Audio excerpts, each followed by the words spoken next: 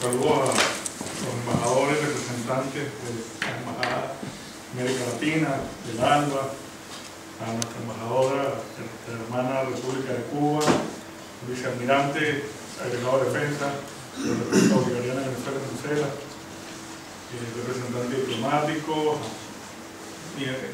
miembros de los movimientos de solidaridad, amigos, amigas. Gracias por estar esta noche con nosotros en esta conmemoración de los 10 años del golpe de Estado, de la resistencia y de la victoria. Gracias a nuestro gran amigo Paul-Émile Dupré, que conoce muy bien del antes, durante y después de estos aterradores días que vivió nuestra patria. Realmente es insólito lo que mostró este documental que acabamos de ver. Es insólito que se haya producido esa expresión fascista ante la Embajada de Cuba, ante todo el pueblo venezolano, porque esto, lo que sucedió, lo que hemos visto, apenas una expresión de lo que estaba sucediendo en todo el país. El 11 y 12 de abril no solo fueron asesinados 19 manifestantes pro-chavistas y antichavistas, que dio paso al golpe de Estado, sino que también se produjeron persecuciones, torturas, asesinatos de centenares de personas. Una persecución implacable que se registró precisamente el 12 de abril de hace 10 años. La supuesta victoria que estaban disfrutando los golpistas los llevó a lo que llaman un orgasmo fascista, porque dieron rienda suelta a todo el odio, a todo ese espíritu vil que precisamente había sido semilla del diseño del golpe de Estado. El golpe de Estado es un golpe mediático, un golpe donde participan las grandes corporaciones, los dueños de medios, la alta jerarquía eclesiástica, los políticos corruptos del viejo bipartidismo punto fijista, y acompañado, financiado por el aparato militarista y extremista de la entonces administración Bush de Estados Unidos. El motivo, lo que originó este golpe, fueron la progresiva materialización de la revolución bolivariana. Estamos hablando de apenas 2 años y medio de la llegada del presidente Hugo Chávez al poder, pero la llegada al poder no significó necesariamente los cambios revolucionarios. Todavía, 10 años después, una revolución joven, todavía una revolución joven, una revolución pacífica, democrática, donde uno de los grandes retos es vencer aquello viejo que todavía no termina de morir y catapultar lo nuevo y consolidarlo. En ese sentido, durante meses antes del golpe, en noviembre del año 2001, se habían promulgado unas leyes muy importantes, quizás la más importante y la que dispara todo el engranaje golpista que termina el 11 de abril, fue la ley de hidrocarburos, la ley del petróleo, donde Venezuela asume el control soberano sobre sus riquezas naturales. Eso, por supuesto, significaba un duro golpe para las empresas transnacionales, para las empresas militaristas, para el poder extranjero que se había consolidado en suelo patrio por 40 años. Ese era el inicio de la materialización de los cambios revolucionarios. A eso se agregaba la ley de tierras y la ley de pesca, donde los campesinos y pescadores por fin podían ver cómo se materializaban esos sueños que siempre tuvieron y por los cuales habían apoyado al presidente y apoyan al presidente Chávez.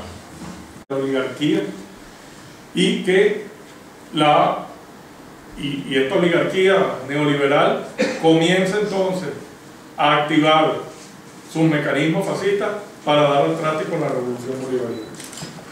Pero no es lo mismo dar un golpe de Estado en el contexto de la Guerra Fría que darlo en el pleno inicio del siglo XXI. El primer golpe de Estado del siglo XXI.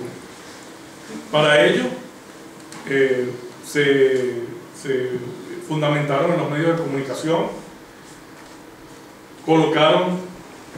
llevaron a una manifestación de la clase media antichavista, la manipularon para dirigirla al Palacio de Miraflores, donde había otra manifestación del bloque de bolivarianos y defensores de la revolución.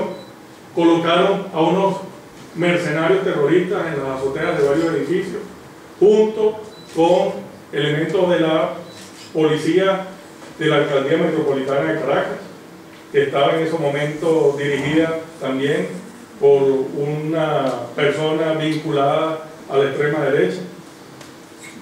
Y durante la marcha comenzaron a disparar a diestra y siniestra hacia los manifestantes antichavistas y a los manifestantes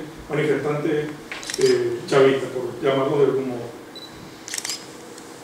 Pero no solo colocaron a los terroristas mercenarios, sino que también colocaron a las cámaras de televisión bajo su control, de la televisora bajo su control, específicamente en lugares donde iban a tomar las imágenes para luego difundirlas en Venezuela y en el mundo, para decir que esos asesinatos habían sido ordenados por el presidente Chávez. Esto justificaría el movimiento de los golpistas para secuestrarlo, llevarlo preso, secuestrarlo y esconderlo en un sitio que para el momento no se sabía dónde se encontraba, e iniciar la persecución contra gobernadores, contra ministros, contra diputados incluso que gozan de inmunidad parlamentaria, y por supuesto contra la embajada de la hermana República de Cuba, porque sabían que tenían que controlar los centros neurálgicos donde podría salir información que diera el traste con sus ambiciones. Pero, como dice el documental, bueno, no hay crimen perfecto. Había un elemento que no tomaron en consideración, y es la voluntad del pueblo venezolano por ser libre. Una voluntad de resistir, una voluntad de crecerse ante las dificultades y exigir la verdad. Los medios de comunicación no pudieron penetrar la conciencia del pueblo venezolano. Lo que vimos en el documental, esa resistencia heroica de los diplomáticos de la hermana República de Cuba, también fue evidenciado en la actitud y en las acciones del pueblo venezolano, que salió a las calles, que se encarnó definitivamente el pueblo venezolano encarnado en el campesino, en el militar, en el soldado, en el trabajador, encarnados en pueblo para exigir el retorno del presidente Chávez, tomar acciones necesarias que devolvieran el ordenamiento constitucional, el orden constitucional a nuestro país. Pero este asedio al pueblo venezolano no ha terminado, no culminó con la victoria popular del 13 de abril. Comenzó cuando llegó el presidente Chávez al poder y continúa hoy 10 años después. Tanto es así que fíjense que uno de los perpetradores que vimos en el video, uno de los perpetradores del golpe de Estado que estuvo comandando en silencio el asedio a la embajada y permitiéndolo, es ahora candidato presidencial para la presidencia de la República. Entonces fíjense ustedes, ese país totalitario, Venezuela, el país totalitario que tanto es atacado por la falta de libertades, tiene a un golpista candidato presidencial. Pero el pueblo, 10 años después, hoy 10 años después, es mucho más consciente de su realidad política, económica, social y cultural de lo que fue hace 10 años. Hace 10 años todavía quizás había aquel mito de que los medios de comunicación, la creencia de que los medios de comunicación, pues, si dicen algo es porque debe ser verdad. Ya no, el pueblo venezolano ya mira con lupa lo que lee en los diarios, lo contrasta con la realidad, lo contrasta con otras informaciones, ya no se deja llevar, ya no se deja manipular tan fácilmente. Y no hablo solo de la gente que apoya al gobierno, incluso la gente que ha apoyado a la oposición, a la derecha y a la extrema derecha en Venezuela, que también son ciudadanos venezolanos y no por ello son golpistas, pero que lamentablemente han sido manipulados por un largo proceso de penetración cultural.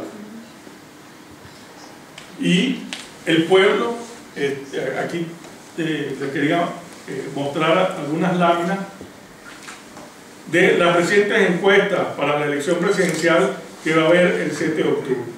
Les decía que el pueblo venezolano ya no es el mismo del año 2002. Tiene una conciencia política mucho más arraigada, mucho más consolidada.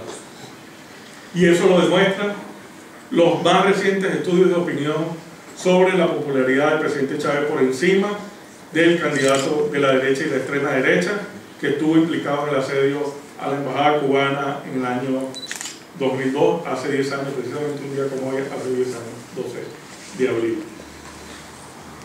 Sin embargo, esas diferencias abismales que tiene el candidato de la derecha y extrema derecha entre los 25 y los 30 puntos de apoyo popular venezolano, tiene también sus riesgos. ¿Y cuál es el riesgo? La oposición venezolana ha sido solo en los últimos años donde ha asumido la estrategia electoral para asumir el poder, porque antes de ella, y lo vimos en el golpe de Estado, y lo que vino después con el sabotaje petrolero, las firmas para desconocer al presidente de la República, los actos terroristas, el boicot que le hicieron a la elección parlamentaria, nunca ha creído en la democracia para llegar al poder. Hoy toma esa estrategia, pero no les ha resultado beneficiosa. Los números así lo indican. ¿Cuál es el riesgo que esto supone? Que las fuerzas extremistas que están detrás de la oposición venezolana ganan fuerza ante un escenario tan oscuro para la oposición para el 7 de octubre. Y han comenzado a activarse, y así se han visto en recientes episodios que han sucedido en Venezuela. Una campaña terrorista contra el consumo de agua potable, por ejemplo. Una campaña terrorista contra el tema de la electricidad. Una cantidad de acciones criminales atribuidas a la inseguridad contra personas de un medio no de alto, por lo menos por ahora, no de alto renombre, pero sí de un renombre medio, como por ejemplo agentes, managers de grupos musicales, diplomáticos, etc., que ganan espacio en la prensa. No como suele suceder, que no siempre un acto de inseguridad gana espacio en la prensa, a menos de que sea una persona un poco renombrada o que tenga una significación en la sociedad venezolana o internacional, en el caso de los diplomáticos.